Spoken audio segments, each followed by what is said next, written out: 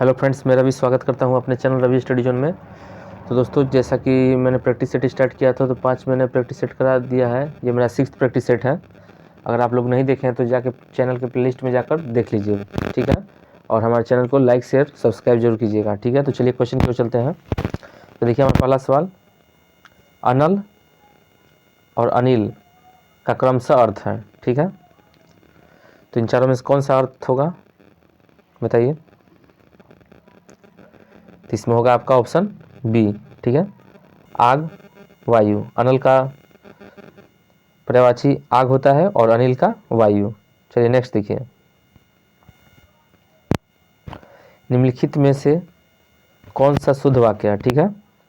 इन चारों में से शुद्ध वाक्य बताना है, कौन सा होगा। तो इसमें होगा आपका option D is the right answer. शेर को देखकर उसके होश उड़ गए, ठीक है। नेक्स्ट देखिए, निम्नलिखित वाक्यों में से शुद्ध वाक्य कौन सा है। तो इन चारों में से शुद्ध वाक्य बताना है, तो बताइए कौन सा शुद्ध होगा इसमें से।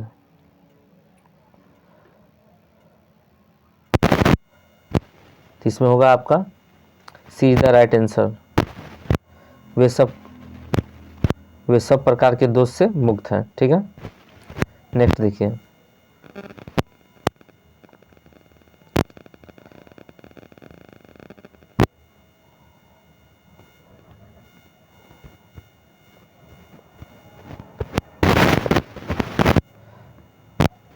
आगे देखिए, हिंदी भाषा की बोलियों के वर्गीकरण के आधार पर अवधि बोली है, ठीक है। तो अवधि बोली कौन सी है हिंदी भाषा की बोलियों के वर्गीकरण के आधार पर।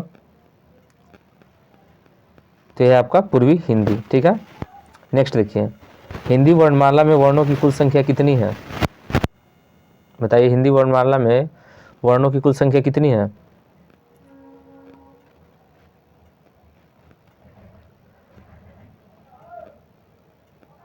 इसमें होगा आपका ऑप्शन सी 52, ठीक है। हिंदी वर्णमाला में वर्णों की कुल संख्या 52 होती है, जिसमें से स्वर 11, अयोगवाह 2, व्यंजन 3, संयुक्त व्यंजन 4 तथा उत्क्षिप्त व्यंजन 2 होते हैं।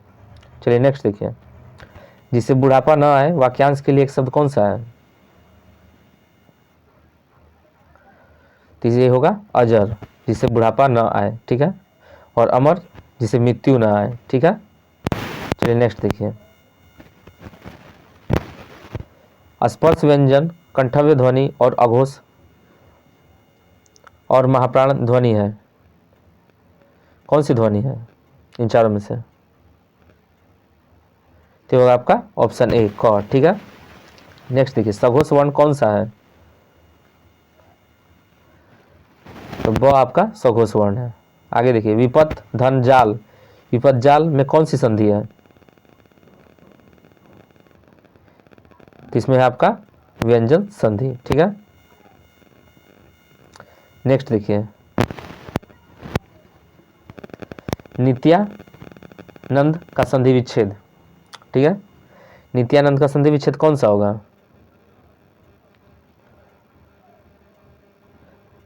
तो इसमें होगा आपका ऑप्शन बी नित्या धन आनंद, ठीक है।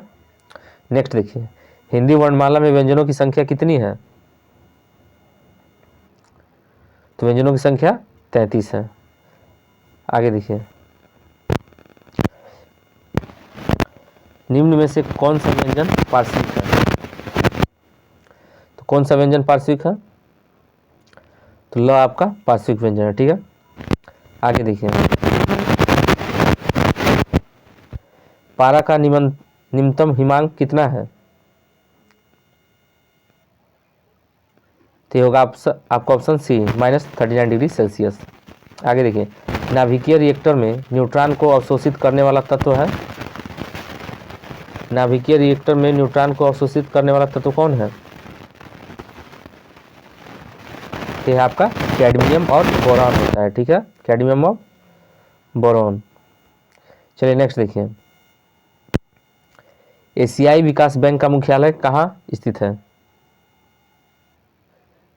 तो इसका मुख्यालय है आपका ऑप्शन बी मनीला में, ADB इंग्लिश में कहते हैं, ठीक है। Asian development bank. आगे देखिए, पूर्ण स्वराज दिवस कब मनाया गया? तो ये मनाया गया 26 जनवरी 1930 को। चलिए आगे देखिए, MICR निम्नलिखित के लिए लिखा जाता है। MICR का फुल फॉर्म है ये, ठीक है। तो बताइए कौन सा होगा इसमें? तो इसमें होगा आपका option C, magnetic ink character recognition, ठीक है। आगे देखिए, एक्सेल में डिफॉल्ट सेल के अंदर टेक्स्ट क्षैतिज रूप से कैसे अलाइन होता है? तो इसमें होगा आपका लेफ्ट अलाइन, ठीक है। नेक्स्ट देखिए, जो क्षमा करने योग्य नहीं है वाक्यांश के लिए एक शब्द कौन सा होगा? तो होगा अक्षम्य, ठीक है। Option B is the right answer. आगे देखिए, आग में घी डालना मुहावरे का अर्थ है।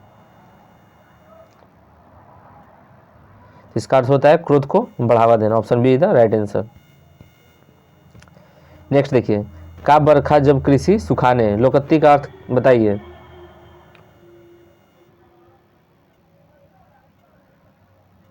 तो इसका अर्थ होता है हानि हो चुकने के बाद उपचार से क्या लाभ, ठीक है। Option B is the right answer.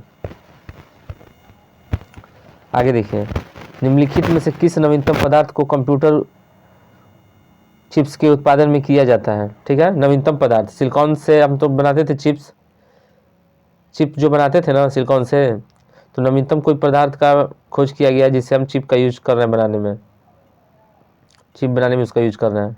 कौन सा होगा? तो होगा आपका गैलियम आर्सेनाइड, ठीक है। नेक्स्ट देखिए, 5वीं पीढ़ी के कंप्यूटर में प्रयोग किया जाता है।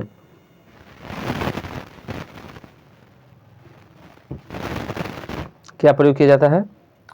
तो कृत्रिम बौद्धिक तकनीक का, ठीक है। आगे देखिए, IRQ6 समांतर किसको दिया जाता है? तो ये दिया जाता है फ्लॉपी डिस्क कंट्रोलर को। नेक्स्ट देखिए, एलन ट्यूरिंग द्वारा आविष्कारित प्रथम इलेक्ट्रॉनिक कंप्यूटर का नाम क्या है?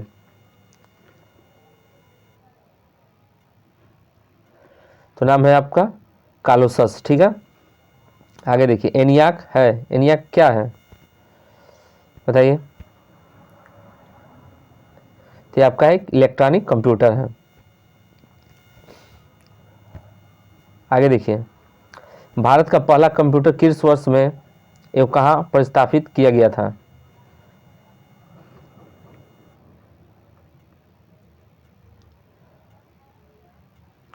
तो भारत का पहला कंप्यूटर भारतीय सांख्यिकी संस्थान कलकत्ता वर्ष 1955 में प्रस्तावित किया गया था, ठीक है। Option A is the right answer. आगे देखिए, पेंटियम शब्द किससे संबंधित है?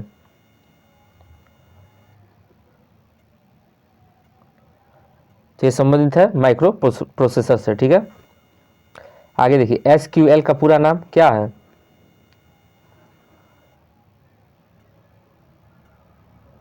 तो इसका पूरा नाम है structured query language. Option C is the right answer. भारतीय सुपर कंप्यूटर का जनक कौन कहलाता है?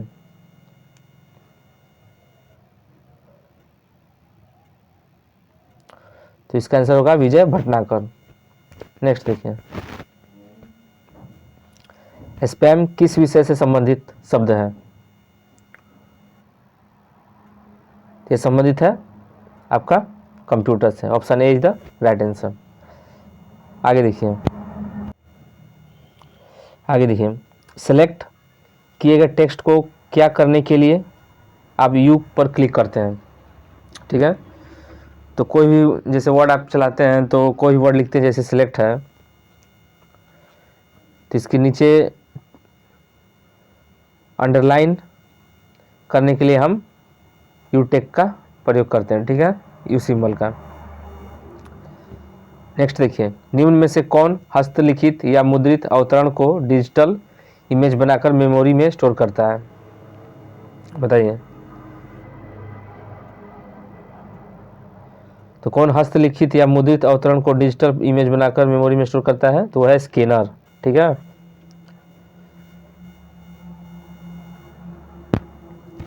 आगे देखिए, पीएचपी का पूरा नाम है,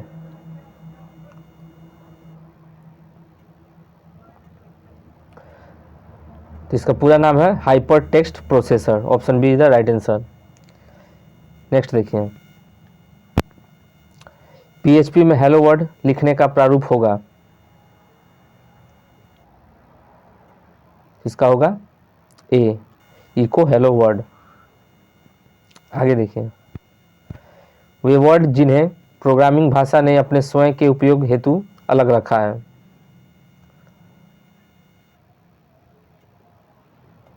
तो होगा रिजर्व वर्ड। आगे देखिए, वीडियो मेल से हम क्या भेज सकते हैं,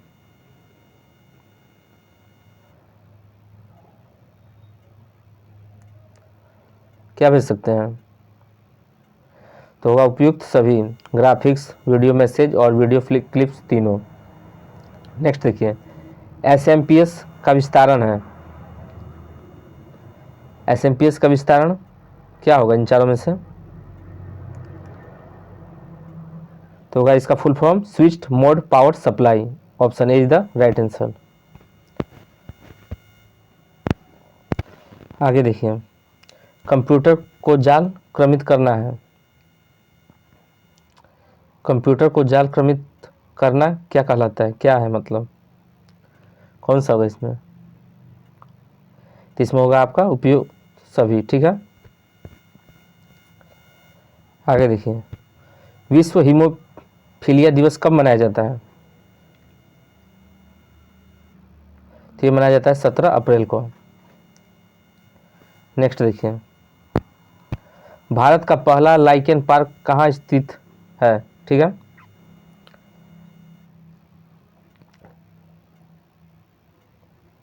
तो ये है हमारा मनुष्यारी, ये कहाँ पड़ता है, उत्तराखंड में। ठीक है, चलिए नेक्स्ट,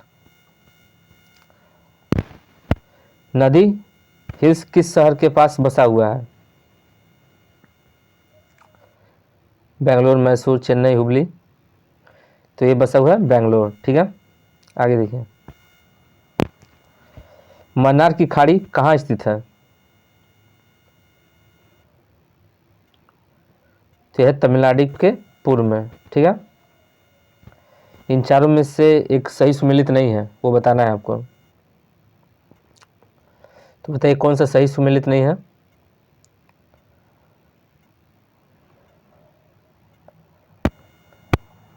इसमें होगा आपका ऑप्शन ए उन्नाव, जो लाल बहोसी पक्षी विहार उन्नाव में है, ये आपका सही सुमेलित नहीं है। इसके अलावा ये तीनों आपका सही सुमेलित है। आगे देखिए, डीएनए फिंगरप्रिंटिंग जांच केंद्र कहाँ है, तो यह आपका हैदराबाद में। प्रसिद्ध बिग बैंग थ्योरी किस मुख्य सिद्धांत पर आधारित है,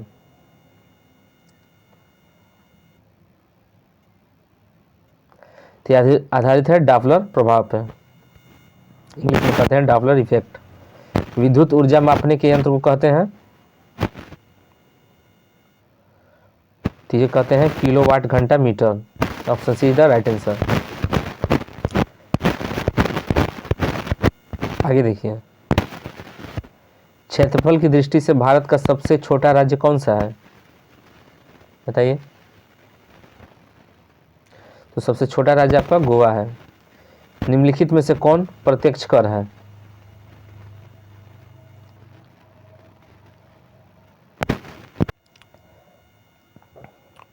बताइए निम्नलिखित में से कौन आपका प्रत्यक्ष कर है,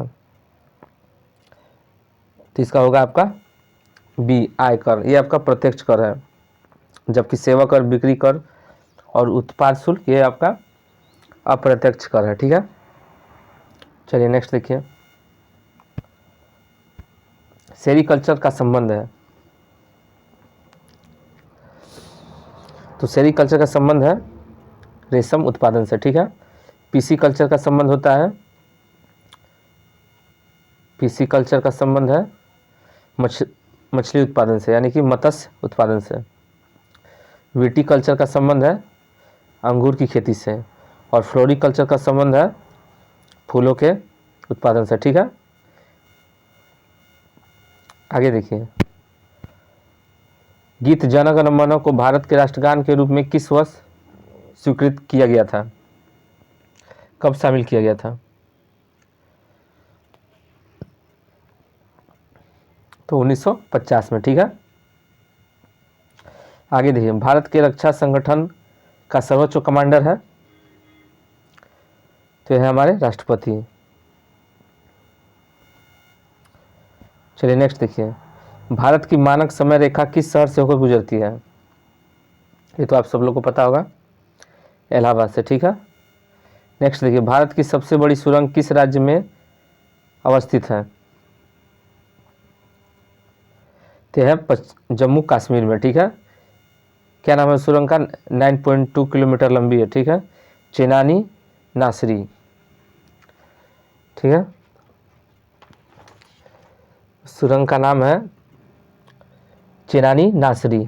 ठीक है, नेक्स्ट देखिए, भारत में अधिकांश वर्षा होती है,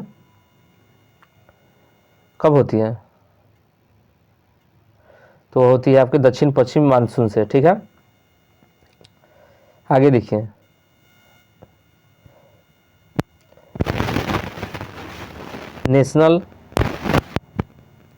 नेशनल डिफेंस एकेडमी कहाँ स्थित है? तो ये स्थित है आपका खड़गवासला में। ठीक है, ओएनजीसी का मुख्यालय कहाँ है? यह है देहरादून में।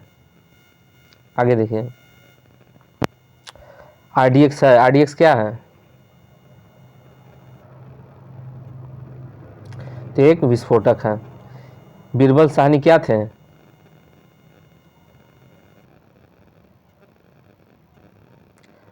तो ये थे वनस्पति वैज्ञानिक। ठीक है, आगे देखिए, अपनी मूल हस्तलिपि के रूप में एक पुस्तक को क्या कहा जाता है?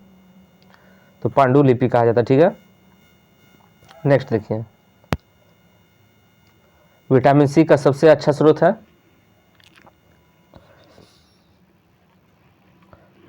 तो विटामिन सी का सबसे अच्छा स्रोत है नींबू। ठीक है, जो खट्टे फल होते हैं वो विटामिन सी के अच्छे स्रोत होते हैं, नींबू उसमें सबसे अच्छा होता है।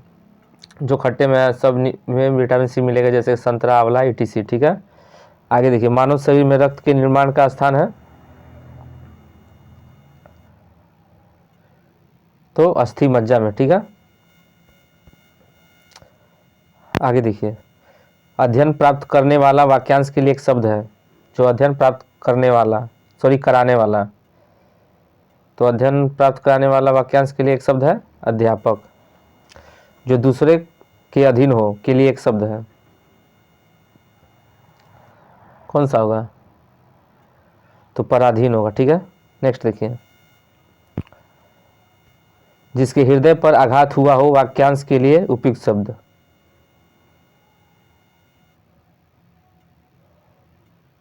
इसमें होगा आपका बी, ममाहर्त। आगे देखिए, समुद्र का पर्यायवाची है?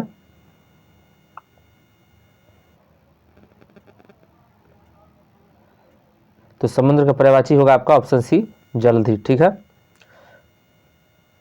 जलज ये कमल का पर्यायवाची है, कमल का। और जलद ये बादल का पर्यायवाची है। ठीक है, आगे देखिए, अनेकार्थक शब्द नाग का निम्नलिखित में से एक अर्थ है, मतलब कि नाग का पर्यायवाची कौन है इन चारों में से?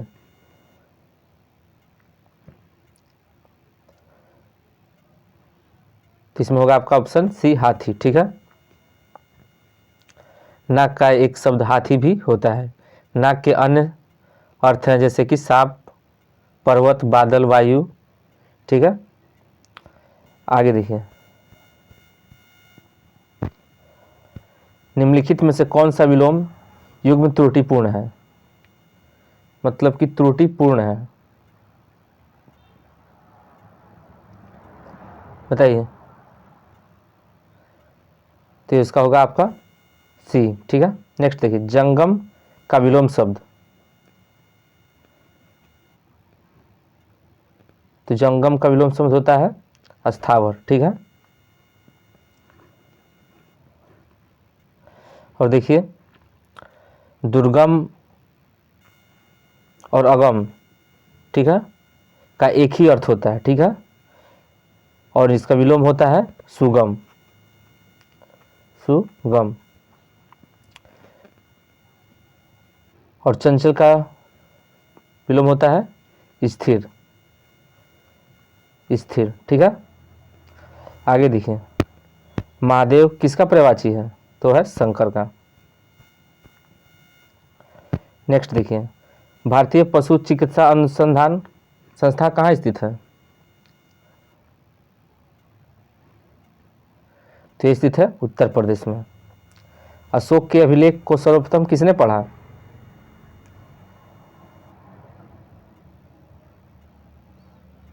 तो जेम्स प्रिसेप ने।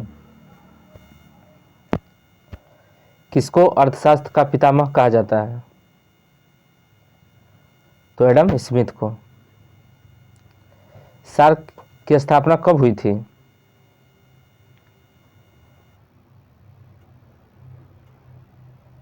इसकी स्थापना 1985 में हुई थी, ठीक है। और सार्क सदस्य कितने हैं? तो वर्तमान में 8 हैं, पहले 7 थे, अफगानिस्तान को जोड़ा गया, 8 हैं, ठीक है। तो कौन कौन से हैं वो देख लीजिए आप। तो सार्क देश में पहले आपका देखिए श्रीलंका, फिर है भूटान, फिर भारत, ठीक है, फिर मालदीव, फिर आपका हुआ नेपाल, पाकिस्तान और बांग्लादेश, ठीक है, और लास्ट आपका अफगानिस्तान, ठीक है। चलिए नेक्स्ट देखिए, निम्नलिखित में से कौन सा शब्द पुल्लिंग है इन चारों में से? तो पक्षी आपका पुल्लिंग है, बाकी तीनों स्त्रीलिंग है। बहु का बहुवचन बहुए होता है। आगे देखिए, संप्रदान कारक के लिए कौन सी विभक्ति प्रयुक्त होती है?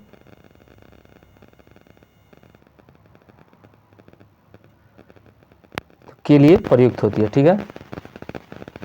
निम्नलिखित में से भाववाचक संज्ञा कौन सी है? तो शत्रुता भाववाचक संज्ञा, ठीक है। तो दोस्तों ये मेरा लास्ट क्वेश्चन था। मिलते हैं अगले वीडियो में, और अच्छा लगे तो लाइक शेयर और सब्सक्राइब जरूर कीजिएगा, ठीक है।